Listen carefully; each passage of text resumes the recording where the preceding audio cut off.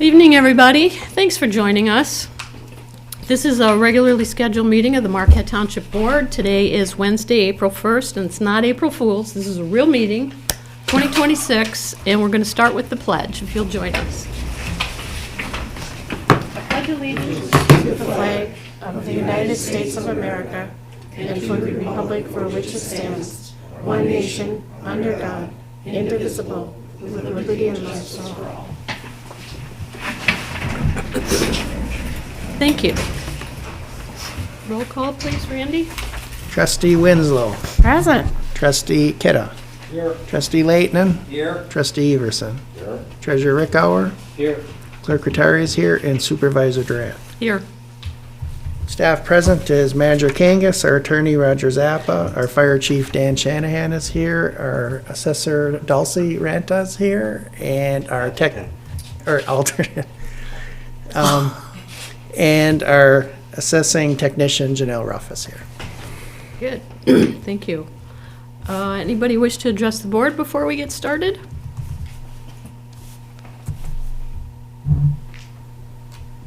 Okay. We need approval of the consent agenda, which tonight consists of approval of regular meeting minutes of March 18th, 2026, and work session minutes of March 25th. We have bills payable in the amount of $178,737.32. I enclosed the close-up report for Michigan for March for the too many meetings today. University of Michigan. That was kind of interesting on township finances. And the road commission township relation minutes and the draft minutes of solid waste authority. I put those in usually for you because you want to know what's going on, and usually I speak and at least you know what I'm saying to them. You can tell me to cut it out or whatever. So, we need approval? So moved. Support. All in favor? Aye. Opposed? Thank you. We do need to make an agenda addition. Do you want to put it like right toward the beginning, or what's your thought? It's fine. Okay. Just so explain we- what it's for, and it's an Move it. emergency, basically, addition. Yep, we're gonna move down 8A and reorder. We'll move the Tahoe down and we'll add fire department truck proposal.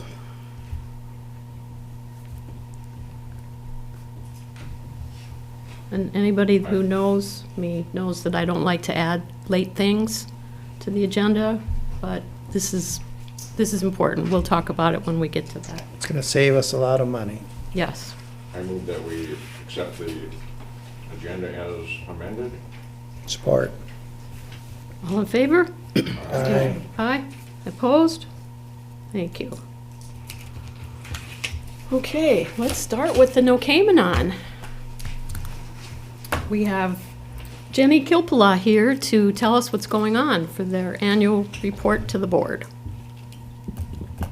Thanks for coming. You're welcome. Thanks for having me. Can you hear me all right?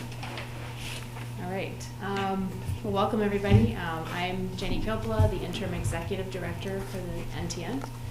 And I really appreciate the opportunity to share with you about our network, what we've been doing, what we're looking forward to when the snow finally melts. Not that I'm complaining, because I'm still here.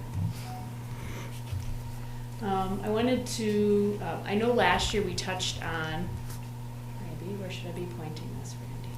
Right here. Okay. You go down. Yeah. Is it not working?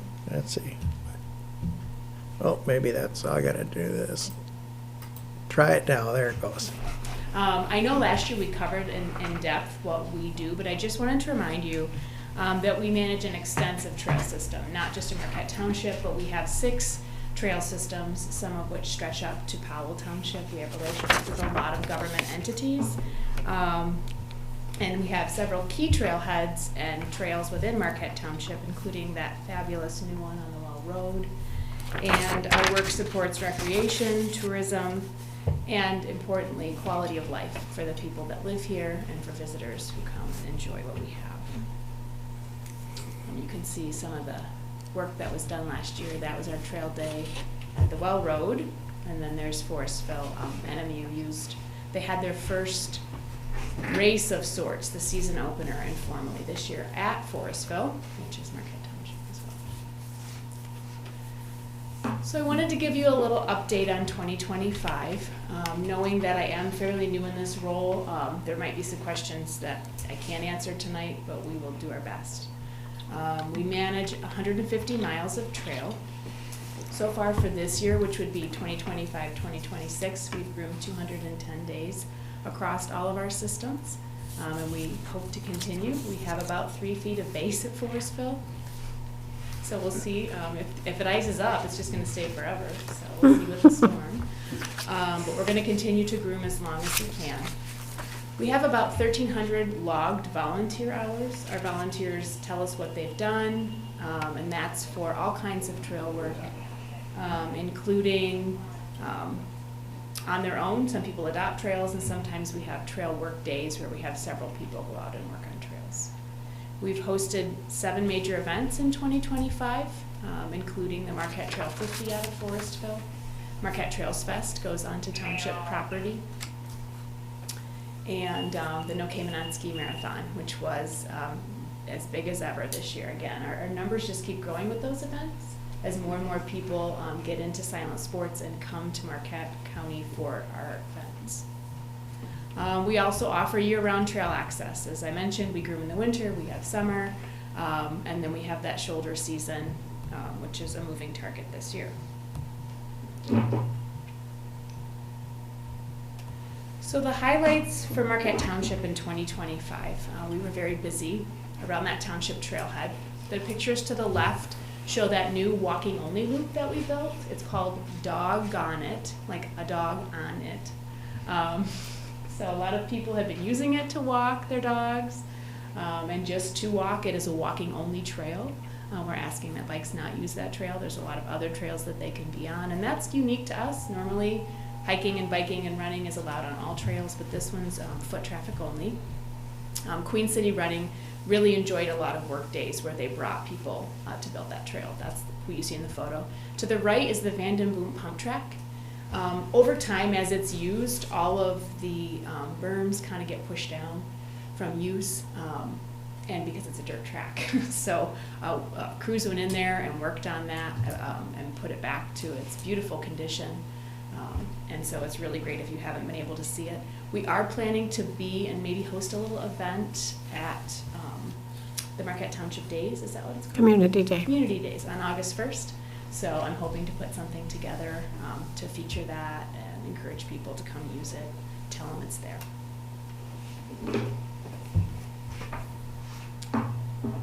So the impact on our community for trails in Marquette Township is that we do provide a reliable, high-quality outdoor recreation space.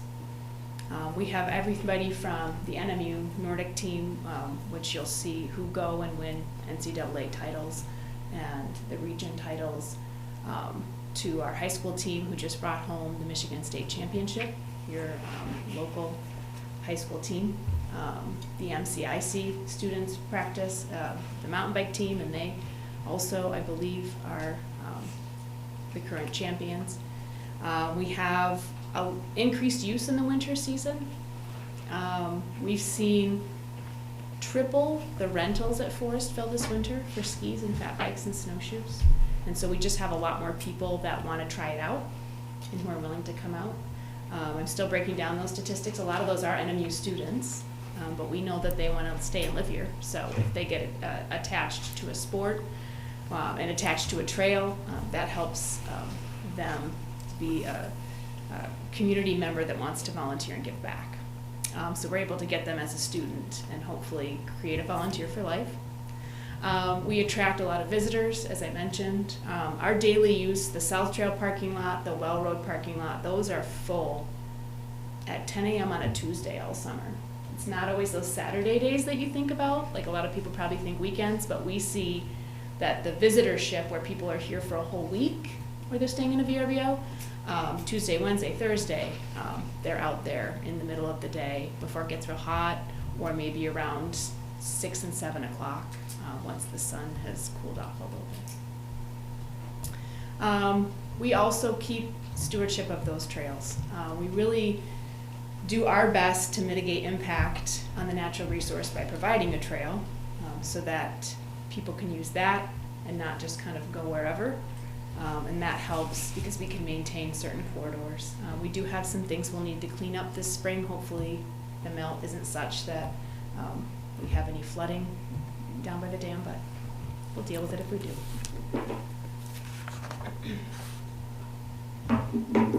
So you'll see here a typical weekend. We see a lot of heavy use from people skiing. We have on the right one of our ski cats, which there was 100 kids that did ski cats out at Forestville this winter with Superiorland Ski Club. And then we've got people skiing and fat biking and walking, and in the summer we see a lot of heavy use too. It's really fun to see when people go by, or if they're stopping for water, to ask where they're from. It's really neat just to hear what made them choose to come here, what they want to experience when they're here. And moments like these highlight how important the accessible, well-maintained trails are to our community, that they can find those trailheads, the parking, have the resources to use, and we can channel everybody in. People want to come here. So looking forward to our 2026 priorities, and I'm calling them that because when we just had a big work session and we put it on the board, and it was like, whoa, that's a huge maintenance list starting off, and then also what we want to do. So I know last year we talked about the blue line on there. That is a connector trail that we're going to prioritize this season and build. It's 1.5 miles from that new township trailhead to the top of a trail called Freak of Nature. And that will connect more people from that parking lot, which will help us, again, with so much, people know about South Trailhead more, and they park there, and it's always full. And so this gives another access point to help alleviate how full that is. And it's really great for families. It's an easier trail. It will be an easier trail, green or blue. And so it gives some more options over in that area. You'll see on the yellow, that is the dog loop from last year. We're going to add a second walking trail off of that. I'm sorry, I don't have that on the map at the moment, but we'll have a second walking only loop because that was very well received, and so we're going to build another one. And then the pink area is the skills area that we're building for kids, so there'll be opportunities for them to learn how to ride some of the features they might see on a trail, kind of a beginner way, so that when they go out, they can hone their skill. We don't want to just send them off really big things for injuries purposes. We'd like them to start out learning on small things, and a lot of families come and use those. They'll sit and the kids ride, and people can sit in the pavilion and have lunch, and you'll see that happen on a daily basis. We will continue to maintain a lot of those trails on that west end. There's some other improvements and plans to deal with some soil erosion, sand, water. We're trying to tackle a little bit more of that than we have before. As we have more staff, we can do that. So we'll be doing a lot of that this summer, and I'll be able to tell you about that next year once we get all that cleaned up. Again, we want to maintain that quality. At this point, we're known through the Midwest as being a place to come ride, and we want to maintain that. We don't want people to say, oh, well, they didn't take care of it. So a lot of our time will be spent maintaining along with trail building. So you can see our master list. We had sticky notes going for a bit. We want to work with you to coordinate our trailheads and our access points, and we have been. You work really well with us. We appreciate working with you. We really enjoy it, actually, because you're so responsive. You know what a natural resource you have. We know it, and so we're really fortunate that we can work together with you to provide a public recreation space. So we really appreciate that land use communication about what could be. You know, I think sometimes it's easy for us to forget up here that we are the leaders in some things, and I think there's opportunity here, and we have been leaders in the trail world, where we've built things and done some newer things that people are looking to us when we go to conferences and talk about what we've been building. And so I'm excited for the future and what we can do. And we have that shared interest in a well-managed space. So looking ahead, we want to continue to grow in all-season access. We're constantly looking at the snow bike route, for example, that goes into some places our summer routes don't go, and providing that access and how we do that and the machines we have. We see the increasing demand for these spaces, so we're just trying to figure out what we need more of. I think we need some more green trails and some blue trails. As that study that that was done through Travel Marquette showed, people want more, beginner and intermediate. And then we're always going to have that need for maintenance, and we're continuing as a group and as a board to talk about what that plan looks like.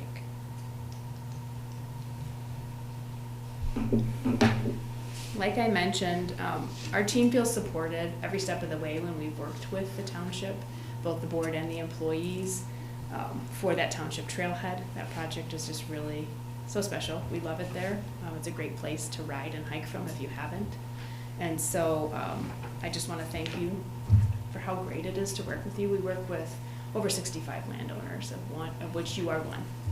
And we can't say enough how easy it is to work with you. So thank you so much. We really appreciate it, and we hope to continue. And I can take any questions if you have them. Well, excuse me, I was going to ask you about where the doggone park was, but it's on the map, so that's good. So we were just talking at another meeting. You've got tons of volunteers, which are very devoted. I've worked on the trails a little bit. I'm not a biker, so I'm one of the extraneous people that just kind of comes out for a couple hours. But how do you maintain? Is it all memberships? Where do you get your funding? Because you're, unlike the Heritage Trail, you don't have a millage. Correct. Is it all, where do you Yeah. get your money? So our source of funding is memberships and events. We are able at some points to write grants. So when we rebuilt the South Trailhead parking lot, we were able to get a grant for that. The Township Trailhead was with some monies with you. So sometimes we talk to other municipalities about your need and our need, and those needs can work together where we can fundraise a little bit, but it's our fundraising. So the majority of what we raise is through donation. It's through business, and so it's not a source of income like a millage where you can rely on every year. It really is through the generosity of donors. That's tough to It is. maintain. Yeah, and so we are constantly talking about that, thinking about that, how to, when we have this increased need from visitors to come, what we can do to encourage them to donate. And our membership base is large. We have 1,700 members. Some of those folks don't live here. They come and they play here for a week and they see the value in it. It's interesting because when people move here, a lot of people are retiring to Marquette County, and they come right to our office and say, where should I pay for my membership? Because they see the value. So I do think that we'll continue to just encourage everyone to donate. We can't charge a fee for the trails because a lot of our land crosses commercial forest act land. Keep up the good work. Thanks. Any questions for Jenny? So, I have a question. So you have individual memberships. Do you have corporate memberships? We do. We have a business partner program, and so we have several levels there, and then those corporate memberships get recognized at our trailhead.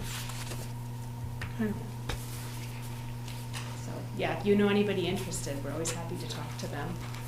Or, most of our businesses that sponsor us now are local, small family, but we're always looking for something bigger, corporate, because we'll have capital needs. And when those come up, it's nice to know who's interested. So would they, if a big box store was a corporate member, would their staff be allowed to come out free then, or is that more of a We can donation? work through anything you want. Okay.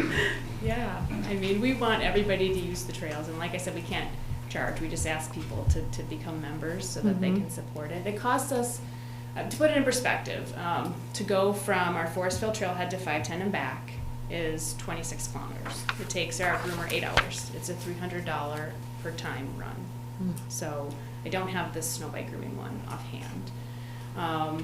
In the summer maintenance, like a load of gravel, a load of crushed limestone, I don't quite know what those are. Our maintenance budget for the summer is about 30 grand total for all of the trails.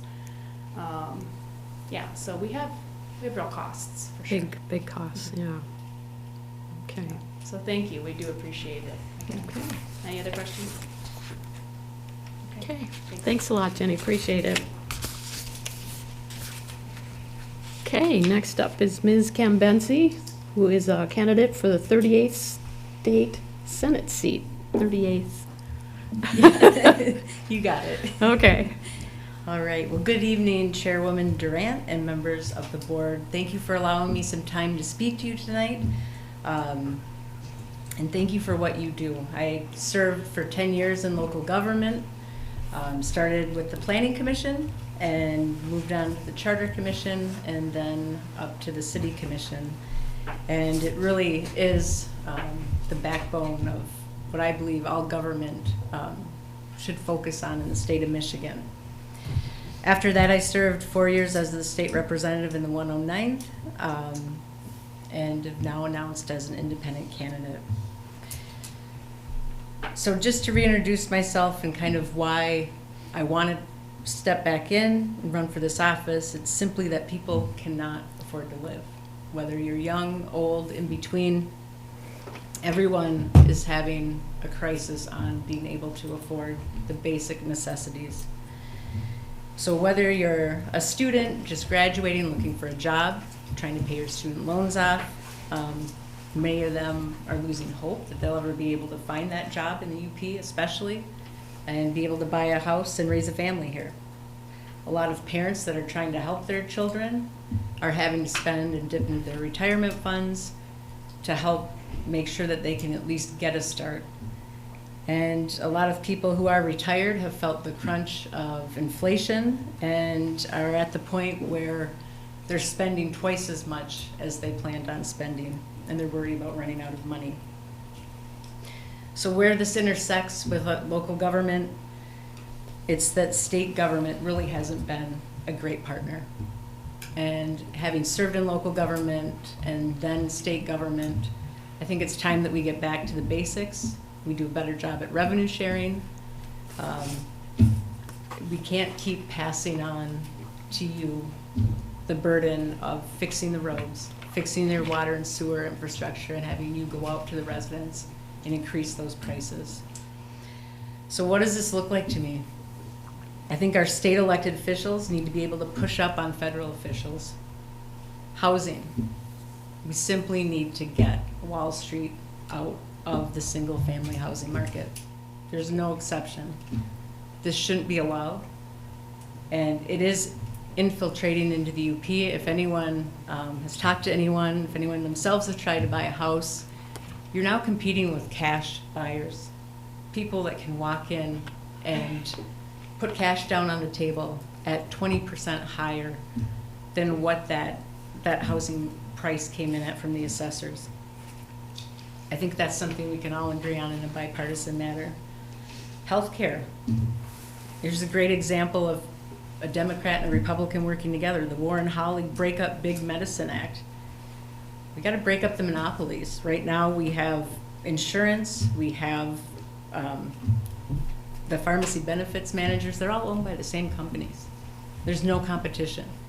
And I think it's time that our state officials demand that the federal officials really get to work on this, because whether it's prescriptions, medical visits, even access to health care, we're going backwards and not forward.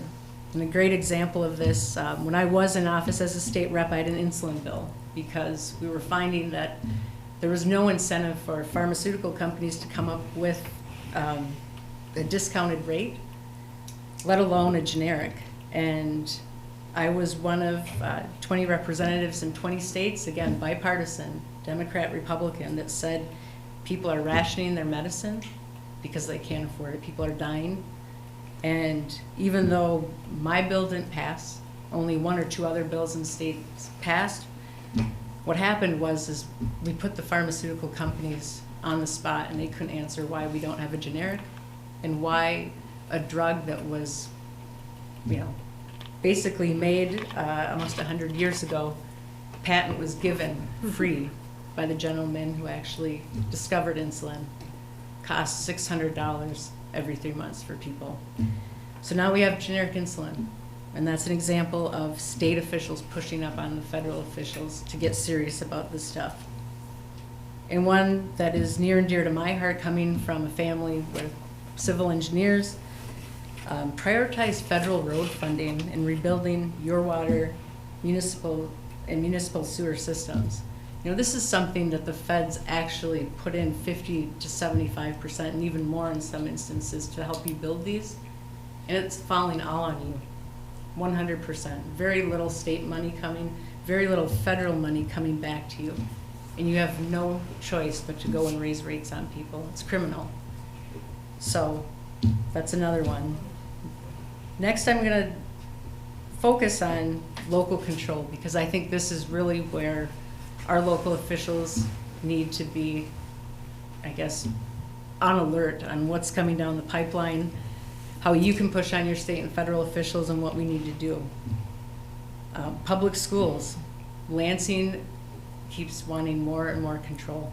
So whether it's trying to control every decision our state board of education makes, whether it's not making sure that our state board of education actually is elected from each congressional district. Right now, we're getting people that serve on our state education board from the same clusters of urban cities. We have almost no rural representation. That's a problem.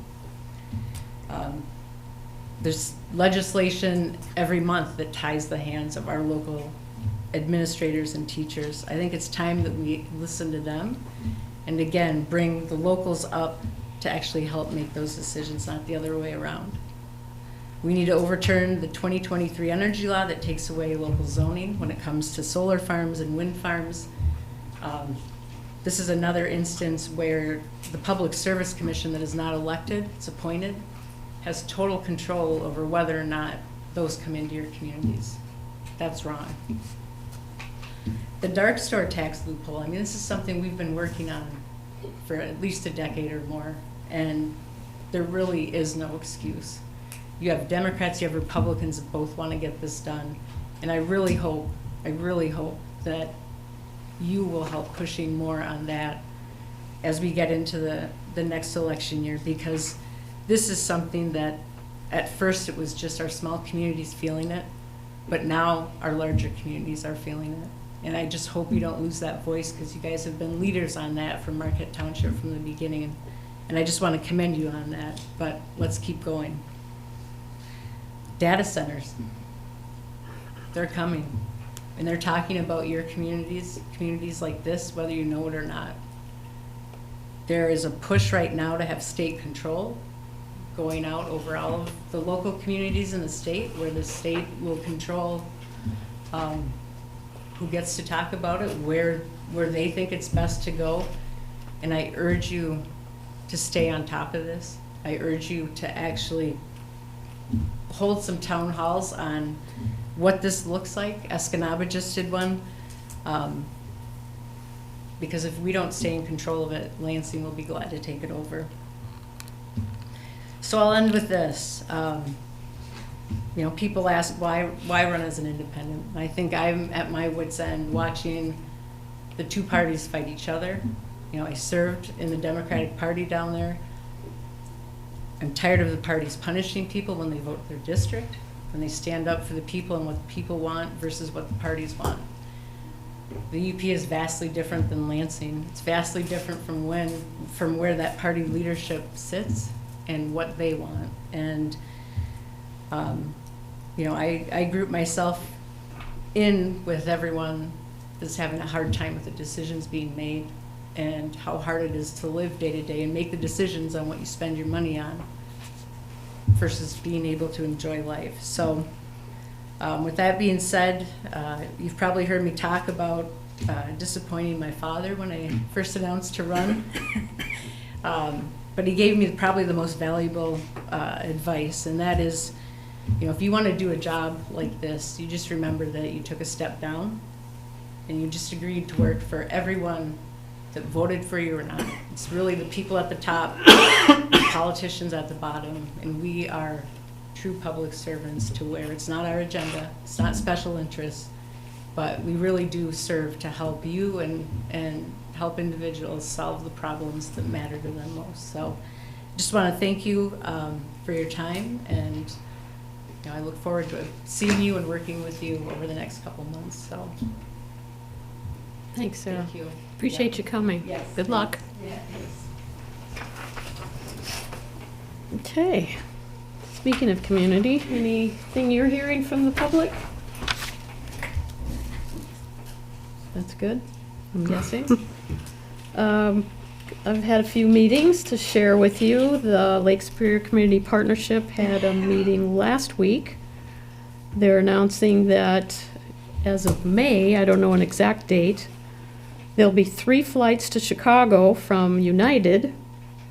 American will have 3. And Delta will do a Detroit to Minneapolis round trip.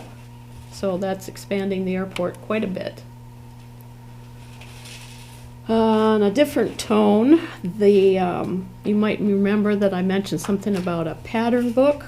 That's being worked on through contractors, developers, the county, planning, a number of people, and they've come up with a UP pattern book to have $250,000 to $300,000 designs pre-done, so that if a builder or contractor wants to, do a small sub or do some small homes, they know exactly what it's going to cost, what it'll look like, and that's what a lot of the people at my housing meetings have been asking for. So apparently that's needed, definitely the price point.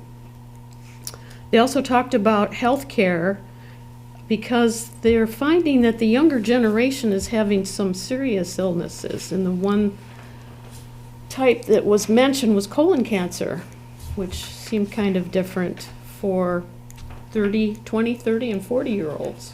I can guess it's because of their diet, but the other side of that for seriousness is diabetes, or diabetes, however you want to pronounce it. Out of 10 million people in the state, 2 million of them are pre-diabetic, and 1 million are diabetic. So that's a huge percentage of our population, speaking of healthcare. We also have a new county commissioner, if you weren't aware of that. Fred Benzie was appointed at the last county meeting. Of course, I've done lots of waste, compost, and recycling meetings, especially this last week, 3 or 4 of them. We also had a joint meeting with the Planning Commission last week, primarily speaking about the master plan, so that was pretty good, I thought. Had a few meetings with the fire department and assessing staff. We'll talk about that in a minute, what that recommendation is. And then just before this one, I had a meeting with Respect Marquette County. You might remember that we mentioned them in the master plan too, and working with them. Anna Solberg is the new, I don't know what her title is, director, I suppose, of the Respect Marquette County. And she's trying to set up quarterly meetings. She met with all of the stakeholders, and that's nonprofits, businesses. There was a ton of people there, all different walks of life. DNR, just everything you could think of. Quite a few public officials. Trying to get us all on the same page with tourism and respecting our natural resources. And what do we do about that? That's Respect Marquette County's goal, is to try to come up with some way to educate everybody and protect our resources besides. We've got a lot of tourists here. We saw in our master plan that some people are not happy about the tourists. They want them all to go home. That was one of the stories that that was brought up today. Somebody evidently moved away, came back home to see family, or might have been a graduation or a party, or, in fact, I think it was a death, now that I think of what she said.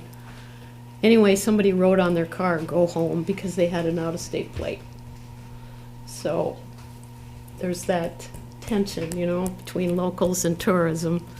But we do need tourists. We need to, this little community can't sustain everything that we want to have. And that's one of the things that was brought out at this meeting. So, that's all I have to share. Onward? Okay, let's get into policy discussion. We aligned the agenda, so our first item is going to be the fire department truck proposal. We're gonna move the Tahoe down. So you have a document at your place. This was another meeting that was kind of thrown at us last night. The chief and the manager and I decided that it would be a good idea to do this now and not wait 2 more weeks for another meeting. So come on up, Dan.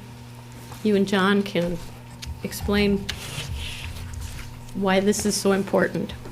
All right. Well, first let me introduce some guys that had a long day last Friday, and Lieutenant Nate Bowler, one of our chief engineers, Dennis Boyle, Tommy, number 1 on the department, and our treasurer, and Assistant Chief Don Cheddar.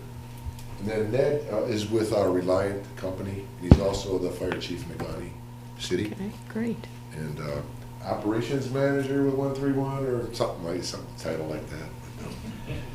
Yeah, I guess as it's been on the planning CIP for quite a few years, and it was a goal to have this spec'd out last year. That didn't happen. Been working on it. Nate's really been the driving force. Let's get this going. And then when we had the mishap with our current ladder truck, it sort of said, hey, it's old. We need to really push this along.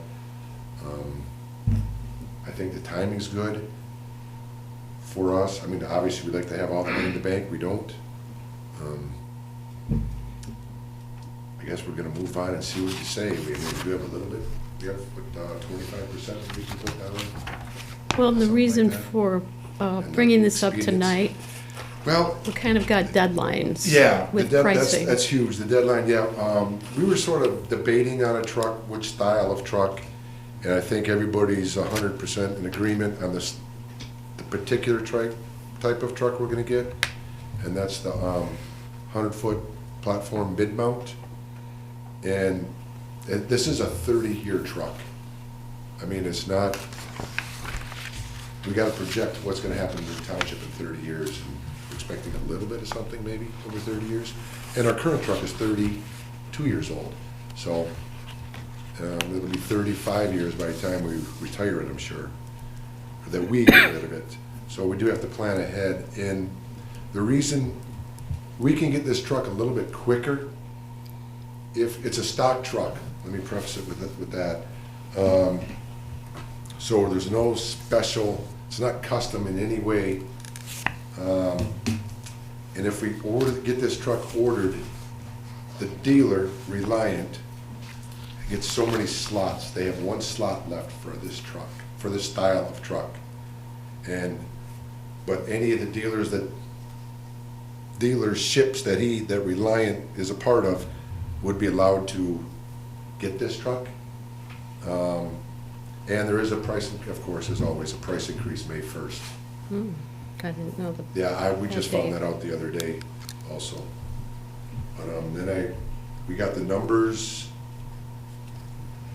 These are updated numbers at 4 o'clock today.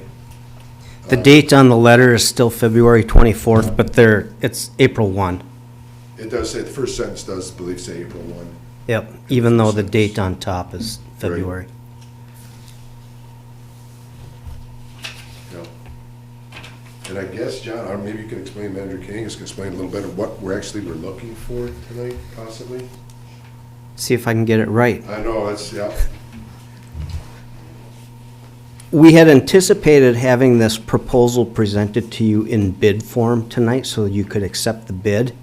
You can also accept the proposal, and keep in mind, this isn't the only number or product that was considered. They had an alternate proposal from Sutphin, which was $400,000 more. So this is the obvious choice, not to mention it's the same brand that we have already in the barn, so to speak.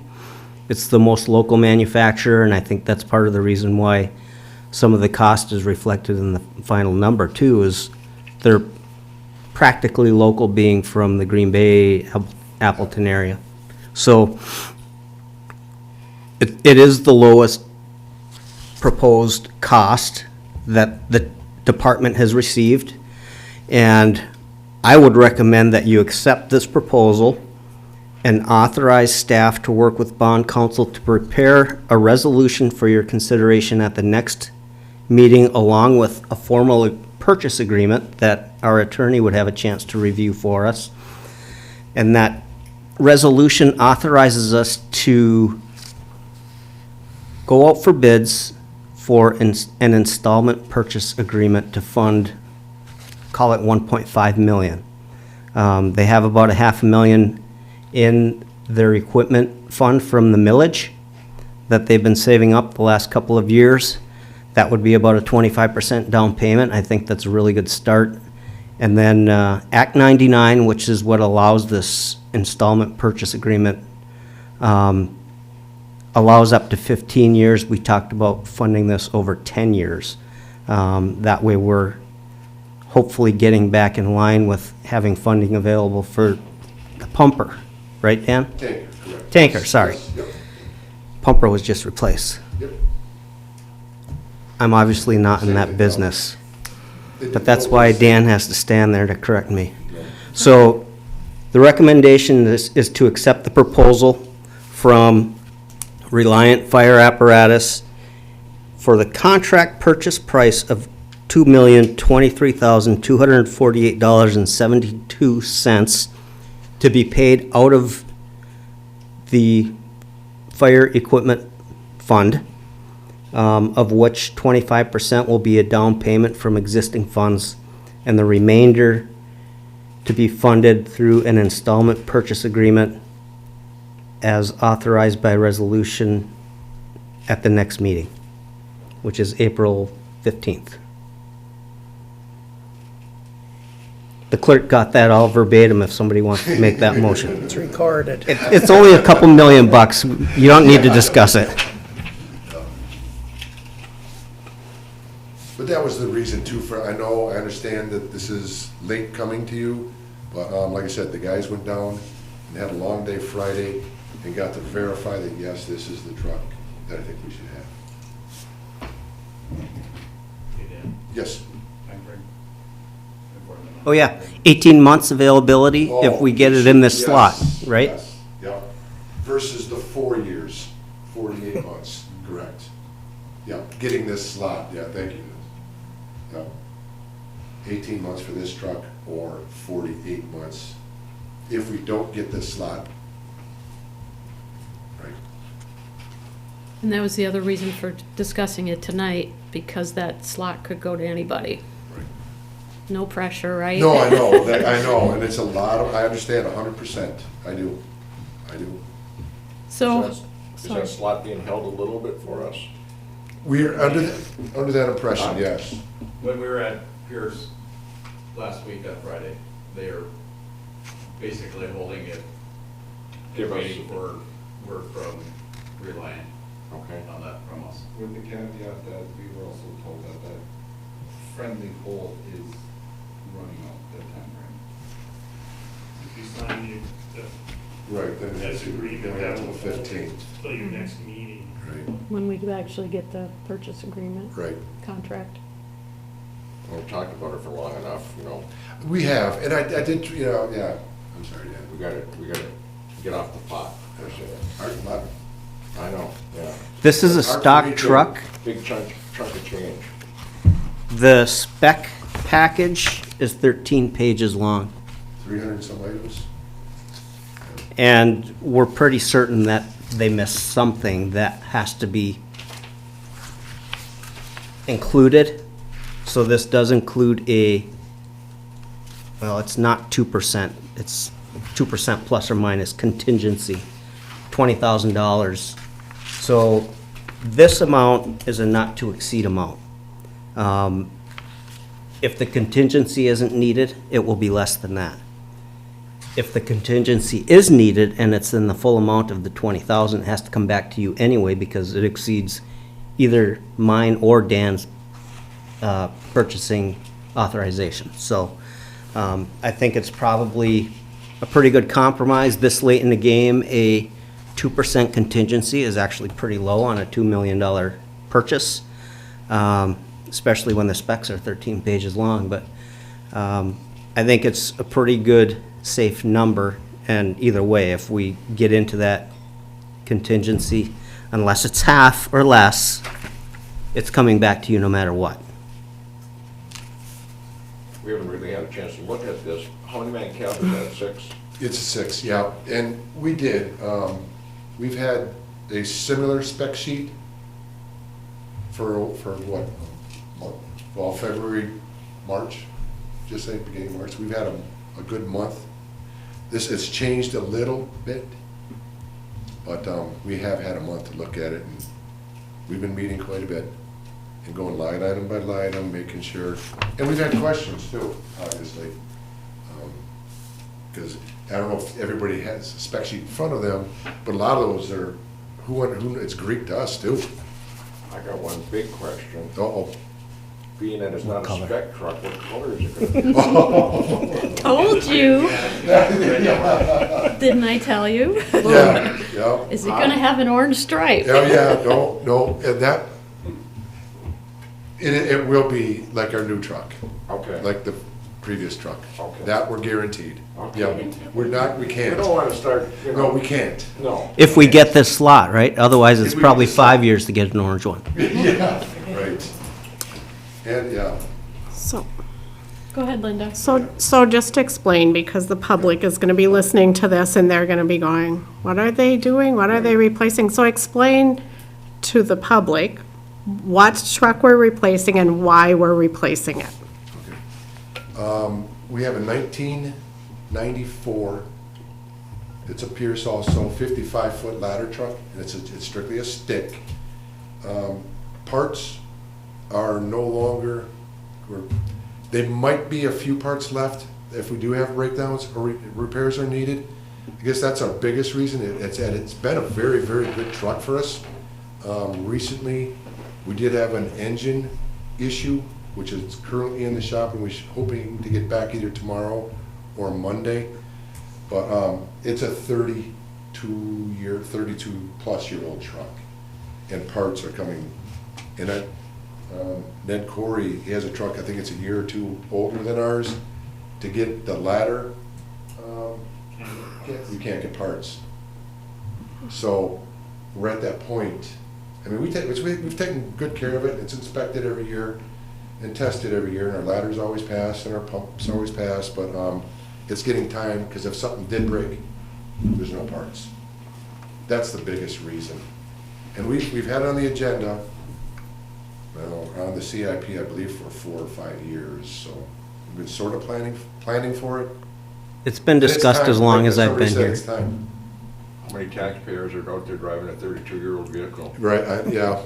And we do take care of, we do take very good care of, but, yeah. Except That's for right. Yeah, that's, yeah. So what is the value of the old truck to us? Anything? Is it sellable? Is it gonna be Boy. scrap metal? As parts, Don't it's ask probably this- valuable. Yeah, maybe. Yeah, don't ask this guy, I was way wrong in our last one. We babied our previous truck, and I thought, and the guys laughed at me in a meeting, I'm sure, what I thought we might get for it and what we actually got for it. And I was way high. And Almost very- traded it for a cup of coffee. It's sad, yeah. Okay, then how are we paying for this? Is this coming out of your equipment? Yeah, we have I that, mean, the payments, the bond payments are coming out of the equipment account or your general fund account? it would come out of our apparatus, Ah, equipment apparatus okay. fund, yeah. Okay, And that's where the 500 plus is in, I think I'm gonna leave it at, 5, Yeah. but 500 plus is in there Okay. currently. Go ahead. And so if the payments come out of the apparatus fund, is that tying the apparatus fund up for 10 years to make the payments? With I know. Yes, not completely. And I don't know the numbers yet because we haven't gone to the bond council. We don't have an amortization schedule yet, Okay. but the intention of going to a 10-year payback is that they will still be building up their fund balance simultaneously for the next purchase. Okay. Good, yeah. Just so we don't tie up Good question. all the money and we don't have money to replace the other things that need replacement. So, so we'll wait for that to come to us. Yeah. At that's a some very good point. question. Thank Yeah, you. But I think that was This is discussed step one of yesterday. about a 3-step process for this board. Okay, just So so the we, next step would be the resolution, the third step would be possibly in a special meeting authorizing the funding with whatever bank wins the bid. So, or the manufacturer, if the manufacturer has the best rates. That's not usually the case, but you never know. Any other Make the questions? motion if Clerk Rattari can hear it out. That's why we pay him the big bucks. Yeah, I'll support it. We record these meetings for a reason. Yeah, it's not for the public, it's for the clerk. Questions? Any more questions? Okay, all in favor? Aye. Opposed? Thank you. The fire department is officially broke, all other motions can be ignored. Yeah, forget going forward. Okay, now we can consider the Tahoe. Mr. Kangas. All right. Manager Kangas. This should be the last time I have to come back to you for authorization to do any work to the new Tahoe, the 2025, that was pre-authorized a meeting or two ago. And this is the upfitting we had talked about at that time.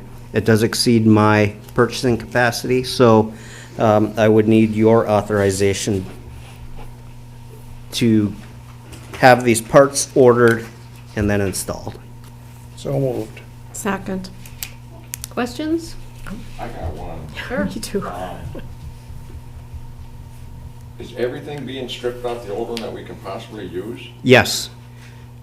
It's not going to be a perfect changeover though, because the dashboard and the body style have changed enough that it won't perfectly fit. The cage, I'm told, isn't supposed to work, but the guy that installs it says it will. So that's one expensive one right off the bat that they aren't purchasing, and it's not included in this. But yes, there are some new parts that have to be purchased because they don't fit the new dashboard. So to add on to Dan's question, are the parts that are not gonna fit saleable? Usually what happens is we allow the sheriff's department to keep them as spares for the older vehicles they still have in their fleet. That's how it worked with the Charger. Everything that came off it when we got this Charger, they used on another vehicle in their fleet. I'm not sure what value it would have to the township. Yeah. We're talking about trading a fire truck for a cup of coffee. What would we get for parts off of a cop car? Yeah, I don't know if they're, I mean, yeah, just a question. And I'm being sarcastic by the cup of coffee, but Dan wasn't a couple times when we talked about it, because the value, the resale value in that market is, unless you have a special relationship with a broker, you're probably not going to win. I'll just say this comment. Sounds like lots of other things that Sarah alluded to in her presentation that we are certainly facing in this environment. Okay. I don't remember if we had a motion. I thought so. We do, in a second. Okay. Any other questions?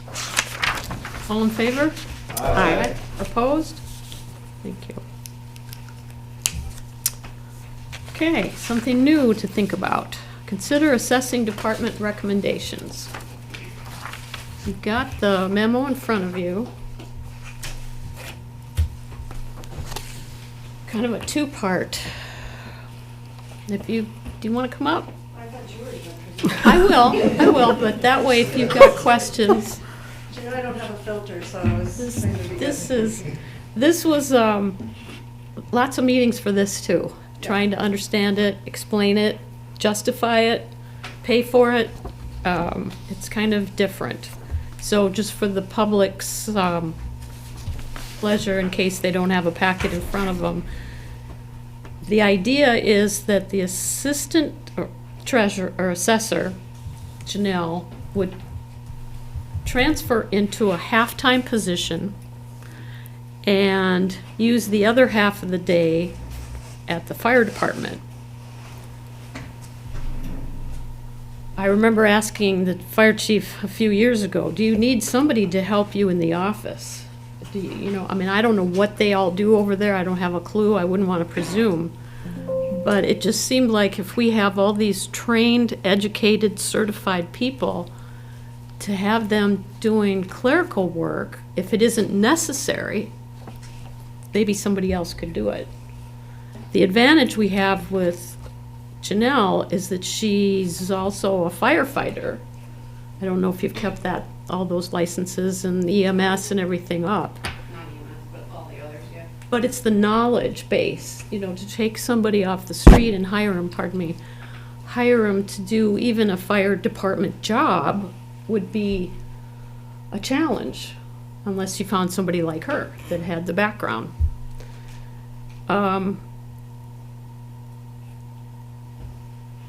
And again, I'm not putting words in her mouth as far as what the duties would be, or in the chief's mouth.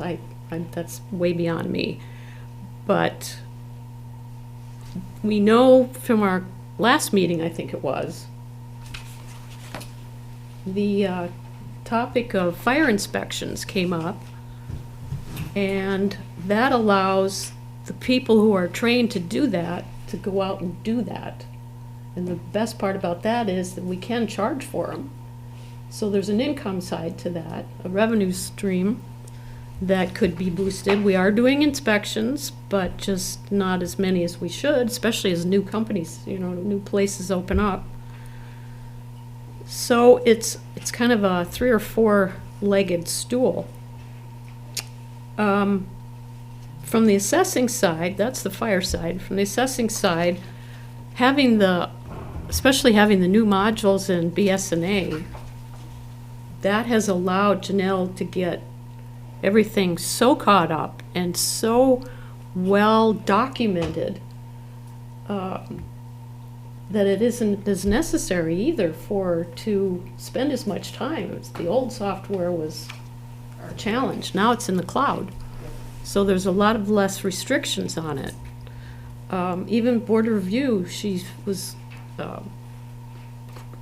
scanning everything and putting it up in the cloud. So now we've got half again as much documentation that we would have had to have her sit there and type it all in.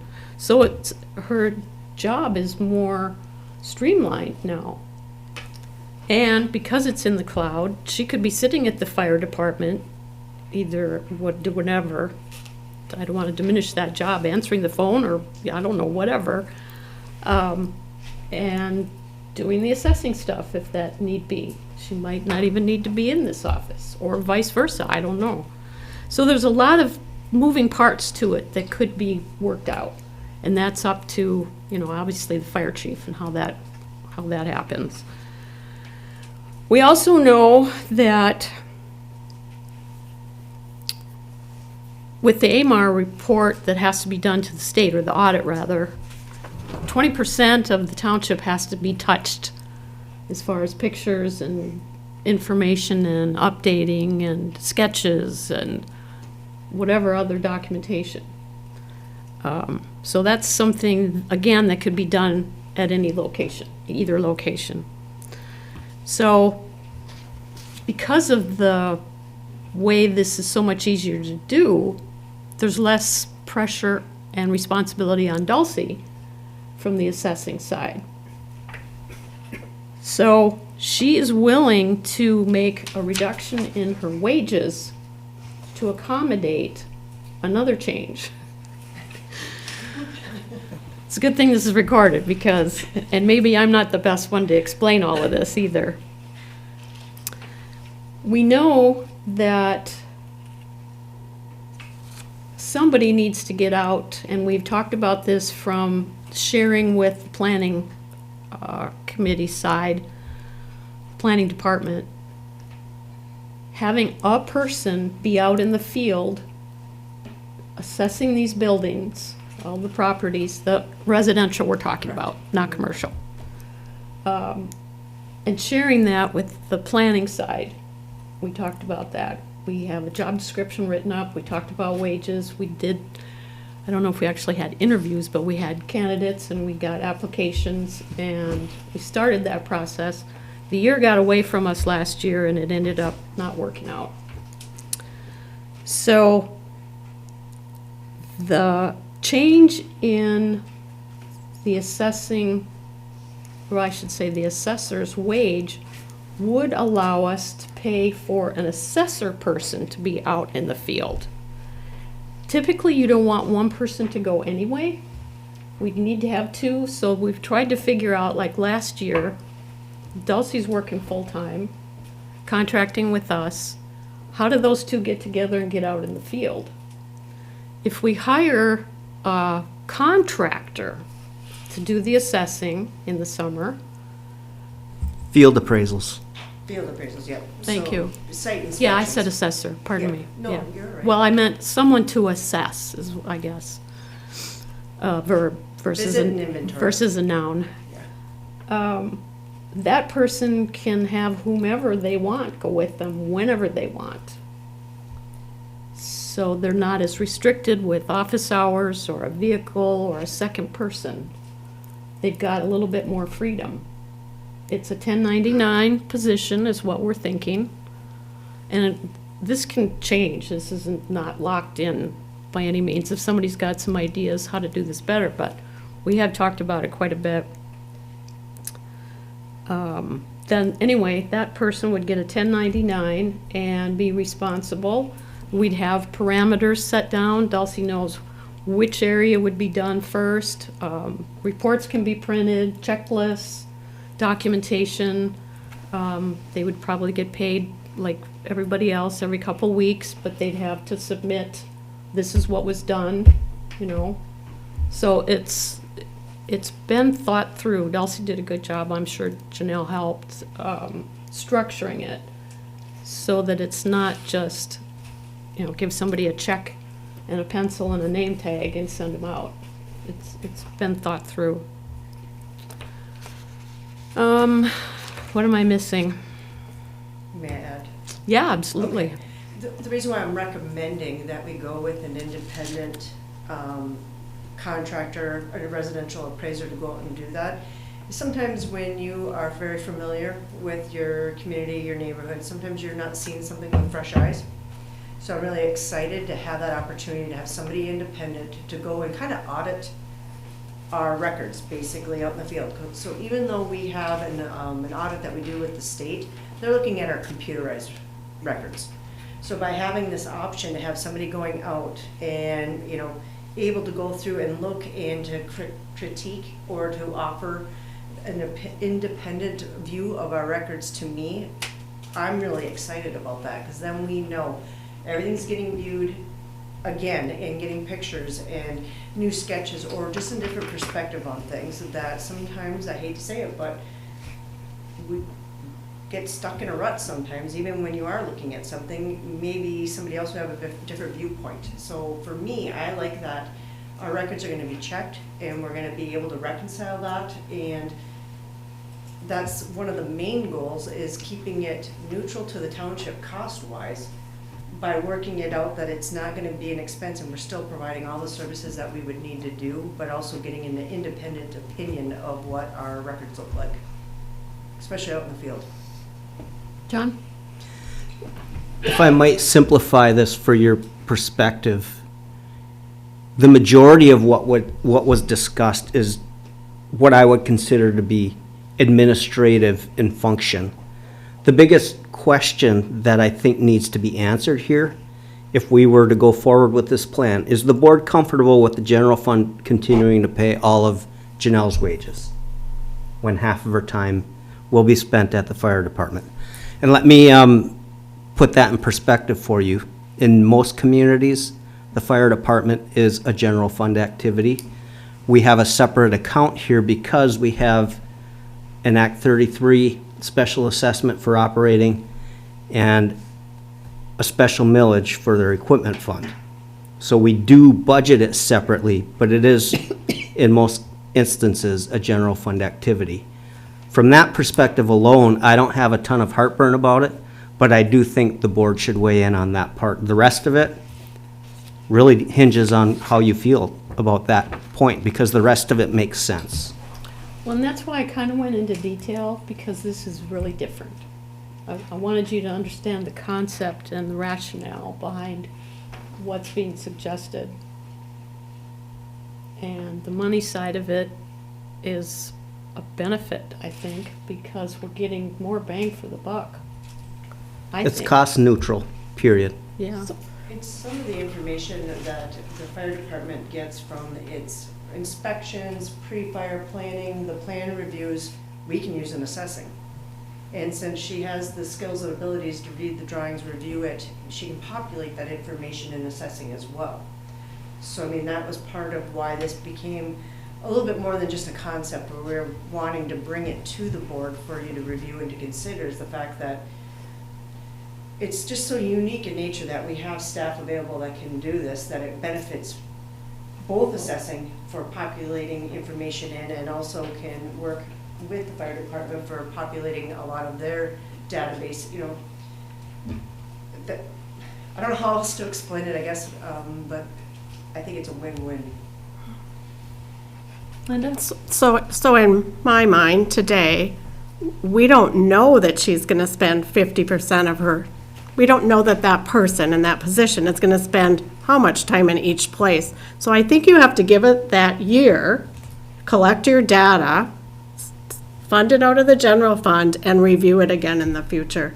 Because if you said to me, oh, you get 50% here, and you're sitting because 50% of your time is here and you only need 25, I think you need to review, I think it needs to happen and then review it. I think you. So do a budget amendment after we have better numbers? I mean, Well, would you support right. this situation and then just do some type of a? Well, I think that, I think it is one of the better plans, and I think that we need to give it a try.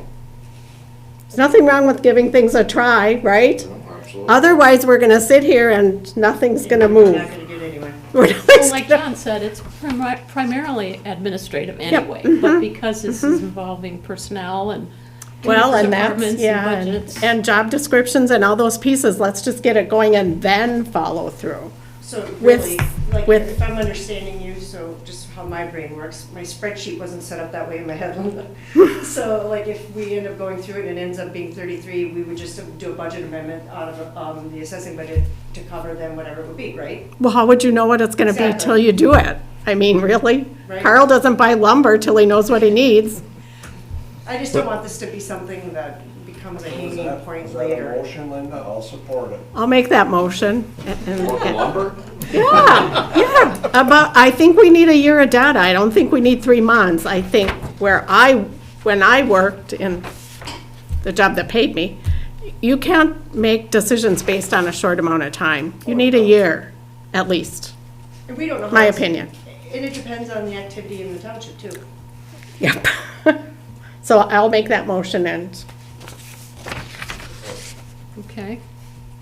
Any other, Janelle, do you want to add anything? No, I just thank you for listening to the proposal, and I think it's gonna help both departments a lot. Anything else, Dulce? No, I mean. John? Kudos to Dulcie for being willing to make a sacrifice to her own income to accommodate this plan, too. I'm not offering to do that with my position anytime soon, just so you're aware. You guys made me by allowing me to get the education and everything, so my loyalty has always been here. So the motion will be Cheers. approve the two-phase assessing department restructuring to begin as soon as practical. Tomorrow. I'm kidding. Whatever. So that Some is of the it's already in place and has been historically. It's just going to be Finalized. on purpose now, not just because the pager goes off. No more running across the street? Well, you may still have to do that at times. Well, yeah, I'm still gonna have to do that phone, but I don't have to sneak out the door, I guess. The only last thing about that is, then I would ask that staff be authorized to work out what the best schedule is going to be. And that's the part that concerns me as much as the budget part, is we're not gonna guess it perfect. So there's gonna have to be some gyrations, some adaptability, and we can pick something, start with it, see how it goes, and adapt. And we'll review it in a year. Sure, yeah.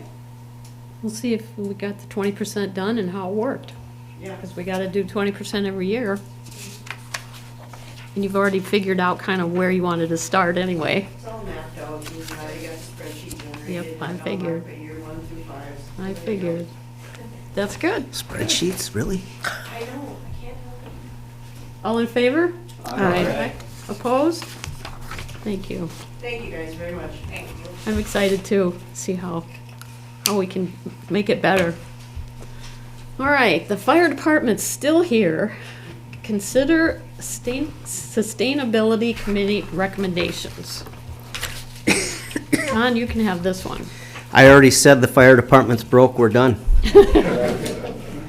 I thought Never you were gonna mind, take this- a pay cut. This one actually made it on the agenda before the new 8A did, so to be fair, we should at least hear this one out.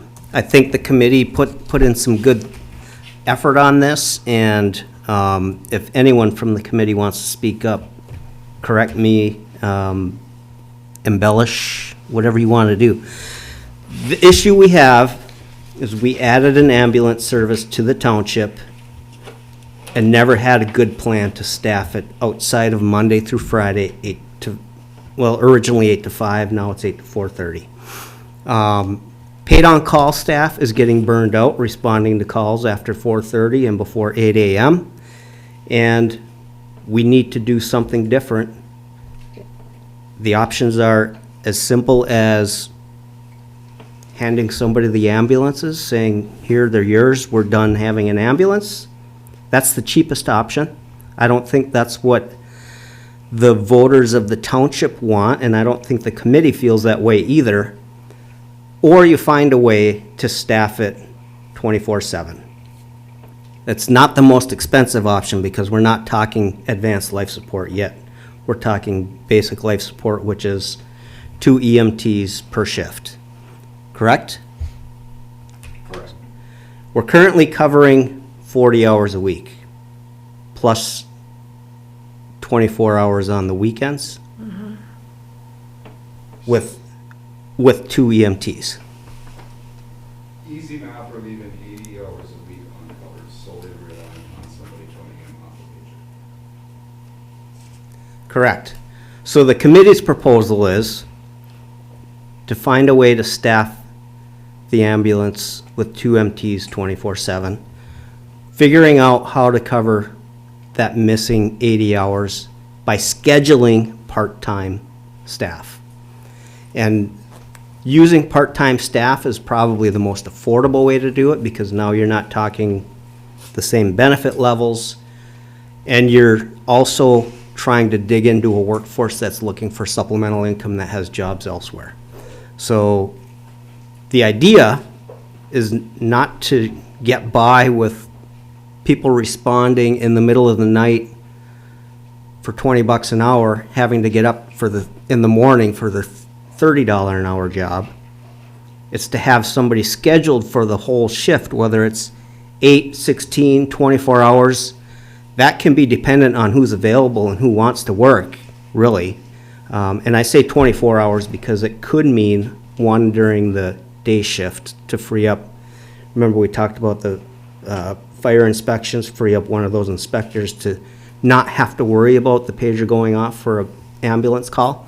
To fund it, it would take 1 mil, plus what's already in their budget to cover the gap. So the proposal is, first, to put a millage on the ballot in August, correct? Clerk? For 1 mil for 1 year. Find out what the voters think. If the voters approve it, you don't need to go back to them necessarily, and we'll have our legal counsel confirm this for us.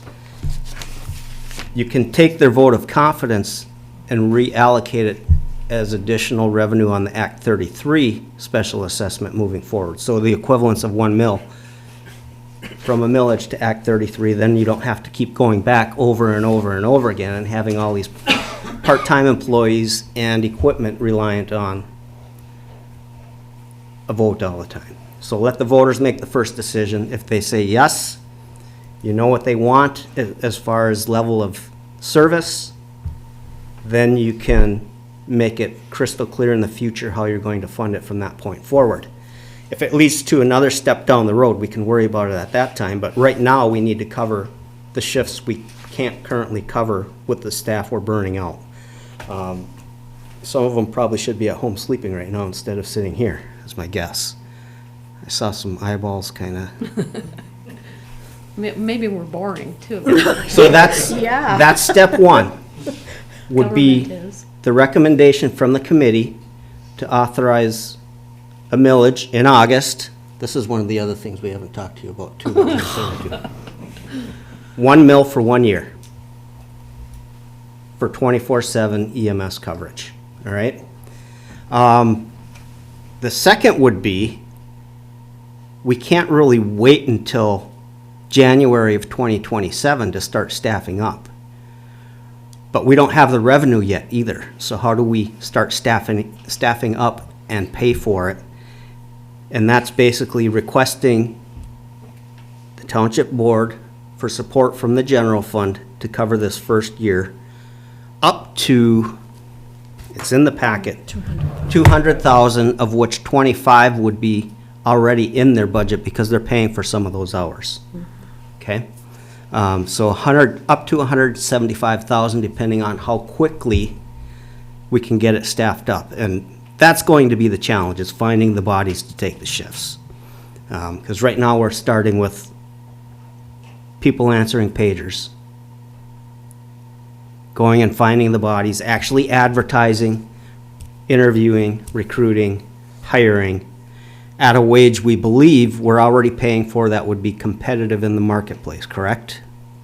So not increasing any of the hourly wages, just guaranteeing hours so that people will say, I'm going to Marquette Township instead of driving 2 hours away for the same shift.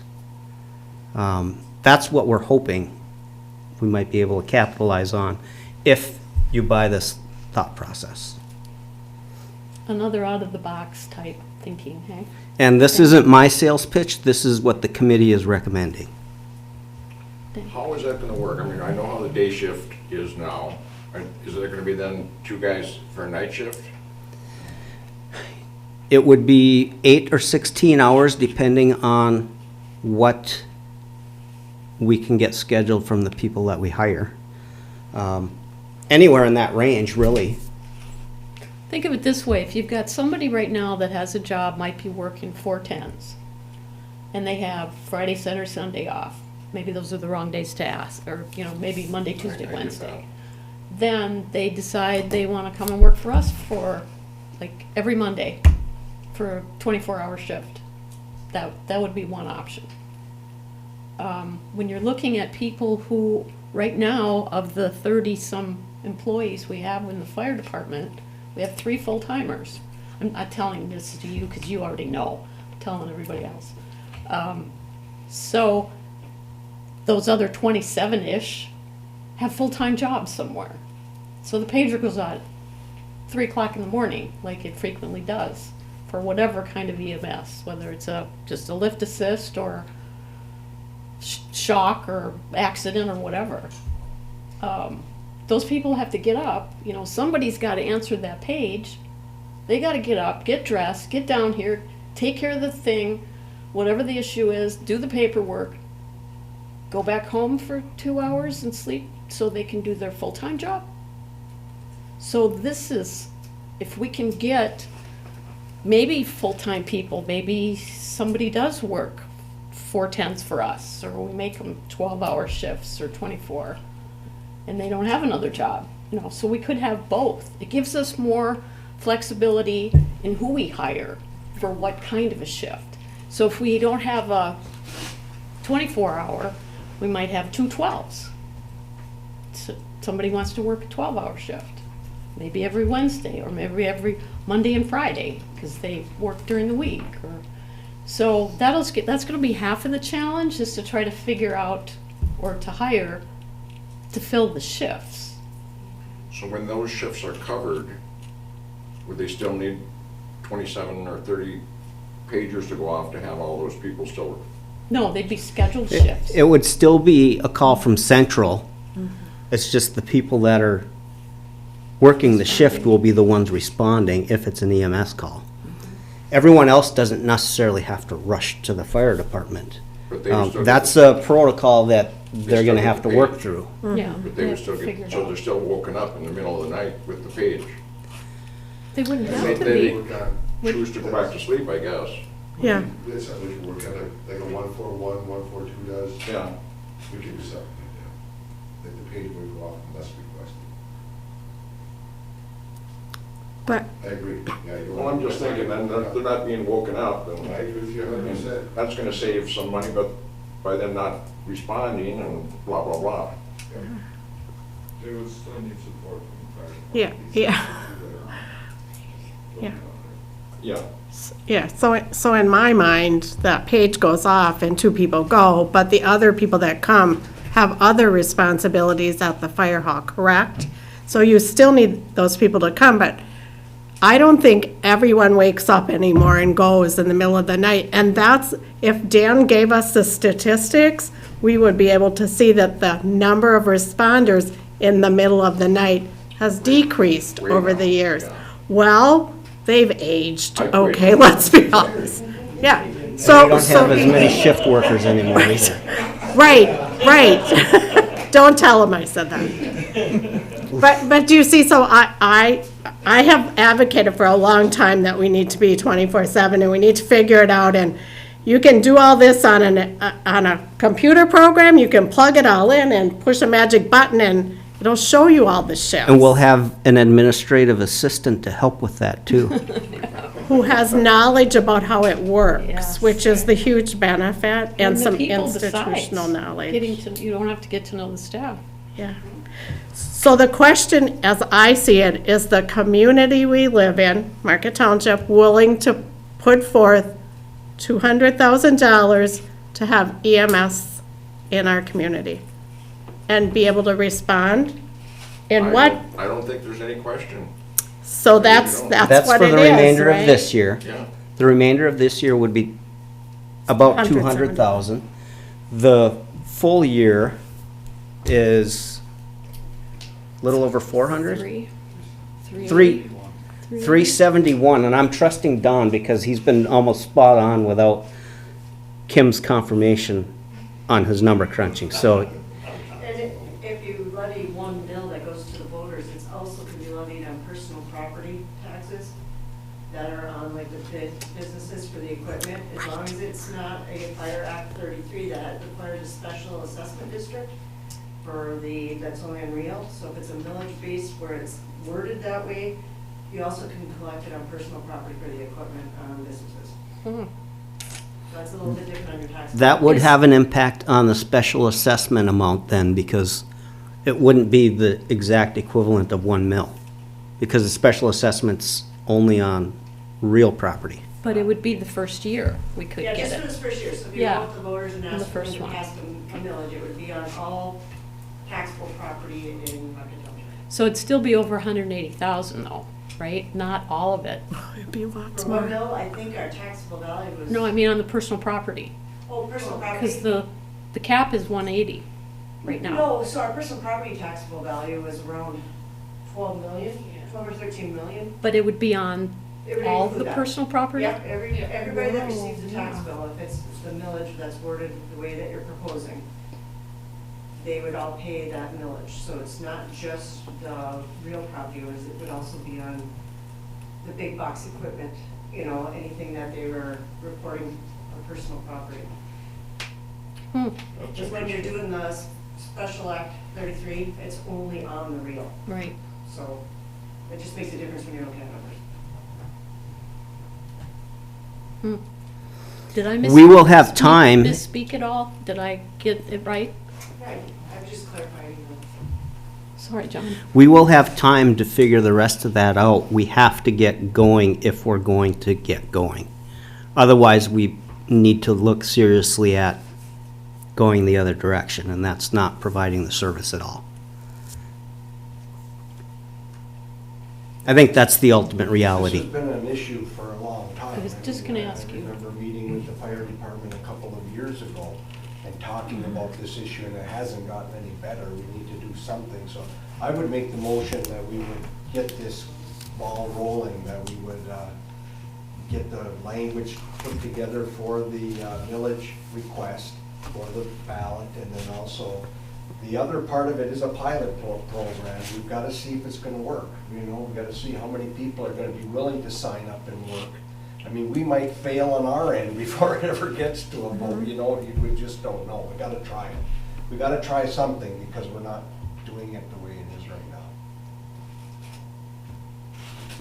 Everybody's getting burned out. I was gonna ask you if you had anything you wanted to add. John, did you want to add anything?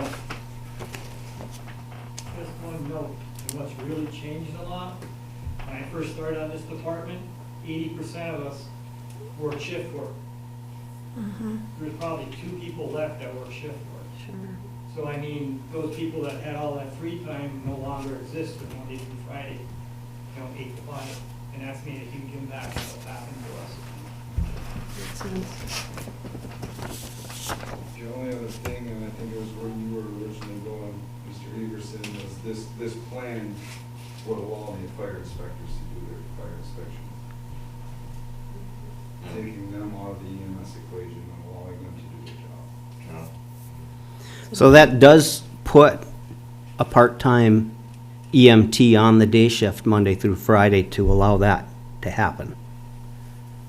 That's part of that total cost. Assuming we can find bodies to fill that position. I've been told many times by people at a lot of my meetings over the years that we are very forward-thinking, and I think this just tops the cake with what we've talked about tonight. How many communities can think this through and have the knowledge to be able to make both of these agenda items work? I think we can be pretty proud of ourselves for how we're. We're gonna be the model community. They can Yep, all you bet. learn from us. Going to be? Right, Sarah? I'm impressed. Anything else? All in favor? Aye. Opposed? You better not oppose. Thank you. One more thing, and then we can go home. Consider a grant letter of support from Sands Township Supervisor Walsh. Thanks, guys, for coming. Appreciate it. Hey, guys Gals, too. and gals.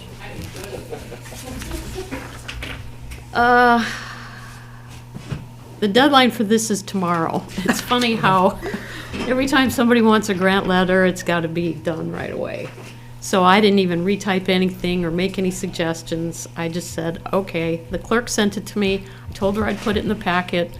If you agree, I'll type it up real quick and get it to her tomorrow. I'm guessing close of business tomorrow, when they say tomorrow. So moved. Support. And it's a good project. It looks like they're gonna do some recreation there. It looks like they have a multi-purpose field, which would be good because good soccer fields are in need in this community, so. Definitely. And we can remember that the next time we apply for a grant and need letters of support. I'm sure they would be happy to return the favor. So I'll move. Did we have a second? Carl, okay. Questions?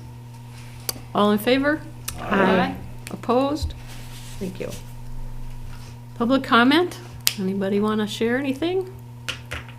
You just want to get home, I know. Any announcements? It's usually your bailiwick, Mr. Clerk. Yeah, the only announcement I have is the absentee ballots for the May 5th special election have been mailed out. I have about 120 back, and they're coming in slowly, but we're just moving forward with that. I will get with Attorney Zappa before the next week or two, and we'll draft some language for the fire department millage, and I'll go after the library millage at the same time, because we have to put that on the November ballot, and I can turn that in anytime. So I'll do those, and just moving forward. So. Okay. Anything else? Any other announcements? Okay. Manager's report. Yes. I've just been napping in my office the last couple weeks. Nothing else to report. Typical. Yeah, with his feet up. Didn't on the even have to desk, say right? It's been actually a pretty fun couple of weeks, and I'd like to also add the whole assessing restructuring with getting the fire department more administrative help, with Janelle having the expertise she does. That was a completely separate conversation that I didn't even know was going on until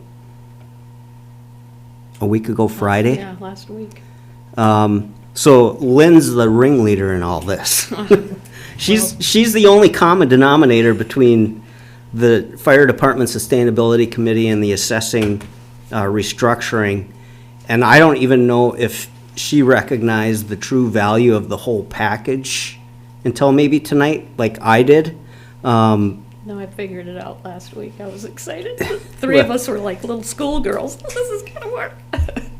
I think she'll tell you the one red flag that I raised was, does the board support the general fund continuing to pay the entire wage now, especially? Because we know that their budget over there does not support that additional cost currently.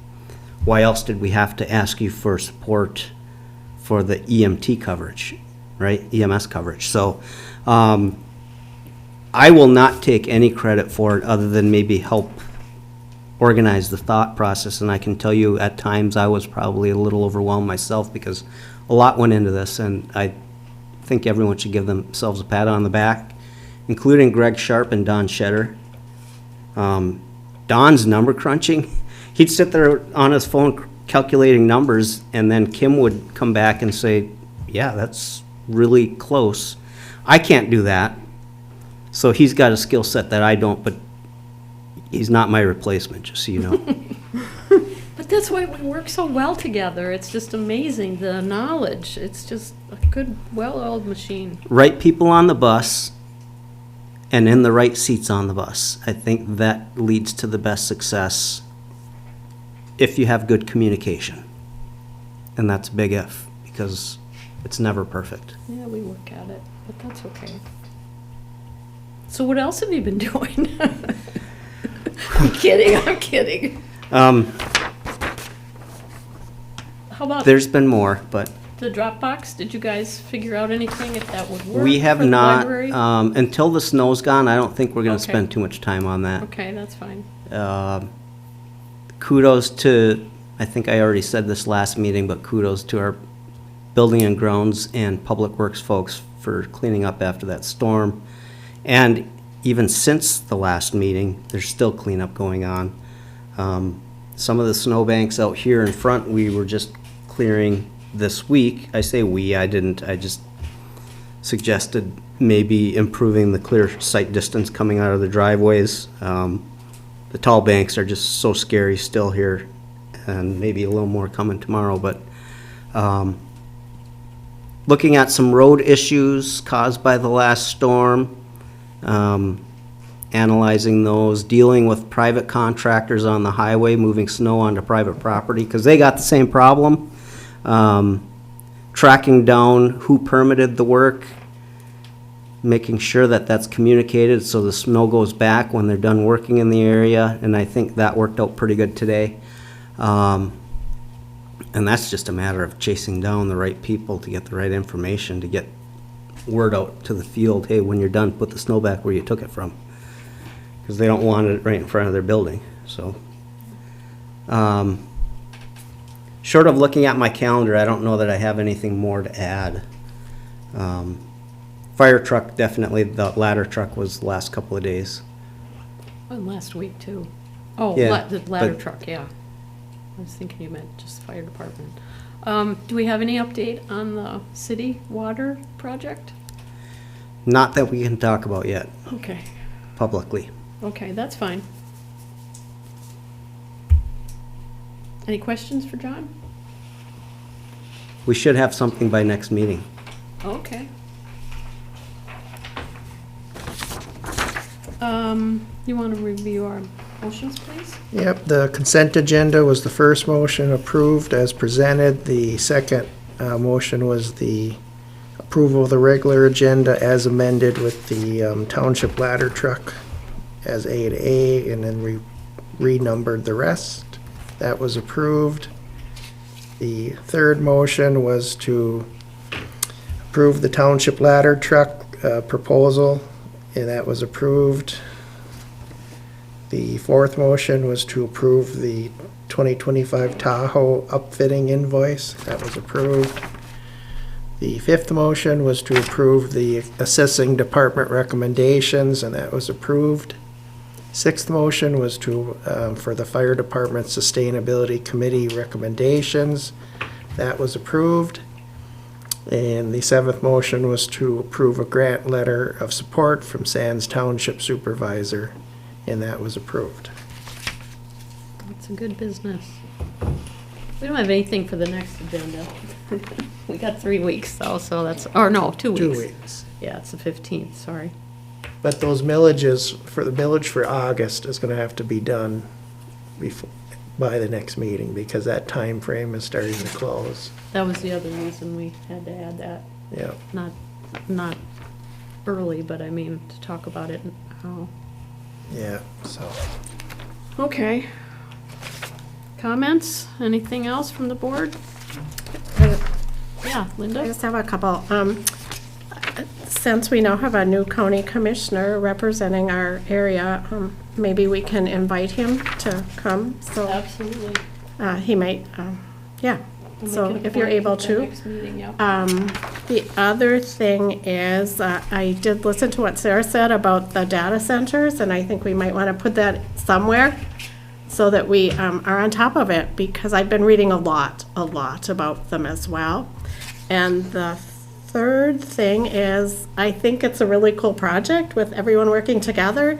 I'd like to see it be written up in the future and presented after a year.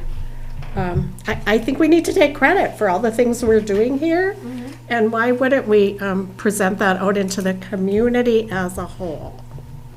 Yeah. So, yeah. Once we And, know this is working. well, you We know, want pie on our face. yeah. This is a challenging year to go to the voters, though, too. Yeah, the school. You've got a special election for a millage, 1.5 mils in May, 1 mil in August, and the library is 1 mil, 0.88. 0.88 in November, and we don't know if there's any others that could come up between now and then either. It's tough to keep going back to people that are already struggling to make ends meet to ask for more, as we heard right from the beginning today. But that's why you let the voters decide. So Community Day is August 1st. It's a Saturday. We're hoping the same people want to volunteer in their same places. I'm looking at John. The other thing is, I did ask the Planning Commission to put together a presentation to bring to Planning Commission, or bring to Community Day, to follow up on our plan. What's that plan called? Master plan. Our master plan, because that was one of the key places we got data information from. So they did agree to do that. So again, you know, that's a good group of people. Young people are there with families. You So we're can, excited. you can remind them too, early voting will be going on till 4 PM that day. You can remind them, Randy. No, I'll be here, so. Yeah, you- while you're there. Well, he you means- can make some kind of, I think we can do a nice presentation is what I'm saying, so, yeah, so let's. No, I'll be here, so someone Yeah. from there has to. Okay, and NTN, who left, they're gonna work with us to do something at the pump track, so bring your bikes. You can all try it out. All right. Thanks. Data centers you were talking about, Jason's on that, and you guys have already been talking at the planning level, so I don't know if we need to put a lot of effort into it, not that we can't do our own reading or whatever, but I don't know. I mean, I don't know if open meetings are the thing to do, to have someone go to do a presentation at our township hall. I'm not quite sure, but I think we need to be thinking about it, not erase it from what we're looking at. I don't know. I don't particularly want a data center on our streams, on our waterways, but who knows? Like, my mind could change, right? yeah, I don't know. But even then, just battery storage too. John? I don't think the UP's energy grid can accommodate That's what I keep an hearing. AI center, period. Especially if we have 3 RICE units that are going to be taken offline before we're done paying for them. I just have a problem seeing that. But what we have an abundance of is water, and that's a problem they have elsewhere. So that's what our legislators have to really pay attention to. If you don't have both, don't even think about it unless you have lots of money to pay for the infrastructure upgrades, because it can't be the current ratepayers paying for it. It's got to be the new demand paying for it.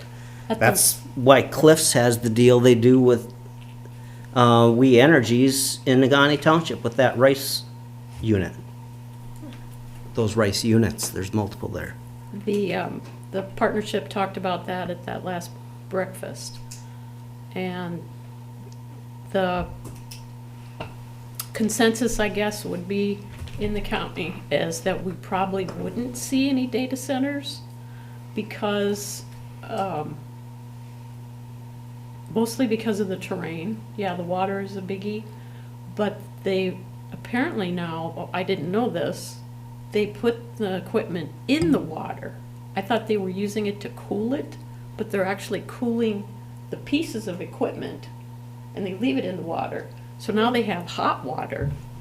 And one of the economic ladies said, well, then what can we do with the hot water? We could heat some buildings or something. So they are trying to work around. They're trying to figure out how to make it work if we're up here. So you got half saying that we won't see any and half saying it's possible. Get them to running 98% efficient and they'll be the same as your furnace at home, and maybe we won't be all worked up about it. Oh, good point. Right?